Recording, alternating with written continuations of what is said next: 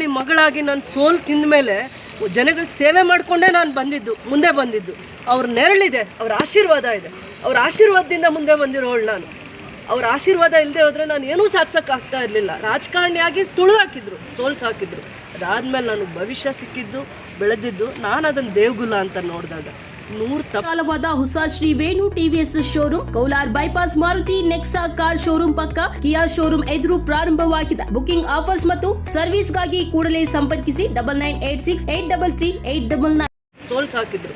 ಅದಾದಮೇಲೆ ನನಗೆ ಭವಿಷ್ಯ ಸಿಕ್ಕಿದ್ದು, ಬೆಳೆದಿದ್ದು, ನಾನು ಅದನ್ನು ದೇವ್ಗುಲ ಅಂತ ನೋಡಿದಾಗ 100 ತಪ್ಪಾಗಲಿ ಒಂದು ದೇವಸ್ಥಾನ ಸರಿ ಮಾಡಬೇಕೇ ಬಿಟ್ಟರೆ ದೇವಸ್ಥಾನ ಕೆಡುವುದಲ್ಲ ರೀ, ಕೆಡುವುದಲ್ಲ. ಇವತ್ತು ನಾನು ಅಧಿಕಾರದಲ್ಲಿ ಇರ್ತೀನಿ, ನಾಳೆ ಹೊರಟೋಗ್ತೀನಿ. ಆದರೆ ನಾನು ಕಟ್ಟೋ ಸಂಸ್ಥೆ ಯಾವತ್ತೂ ಶಾಶ್ವತವಾಗಿ ನನ್ನ ಜನರನ್ನ ಕಾಯಬೇಕು, ಆ ಸಿದ್ಧಾಂತದಲ್ಲೇ ಇರ್ತೀನಿ.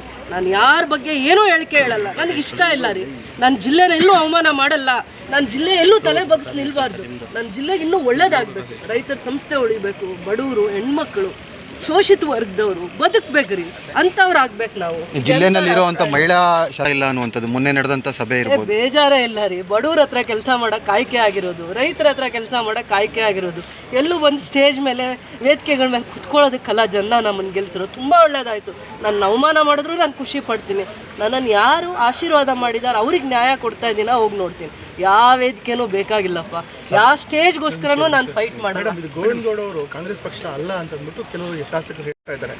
ನೀನು ಅದನ್ನು ಸಮರ್ಥನೆ ಮಾಡ್ಕೊಂಡಾಗ ಕಾಂಗ್ರೆಸ್ ಪಕ್ಷ ಚುನಾವಣೆಗೆ ಬಳಸ್ಕೊಂಡಾಗ ಅವ್ರು ಯಾವ ಪಕ್ಷ ಅಂತ ಅವ್ರು ನಿರ್ಧಾರ ಮಾಡಲಿ. ಯಾರು ಬಡವರು ಅವ್ರ ಹತ್ರ ಸಹಾಯ ತಗೊಳಕ್ಕೆ ಹೋಗಿರ್ತಾರೆ ಕಷ್ಟ ಅಂತ ಅಂದ್ಬಿಟ್ಟು ಅವ್ರು ನಿರ್ಧಾರ ಮಾಡಲಿ.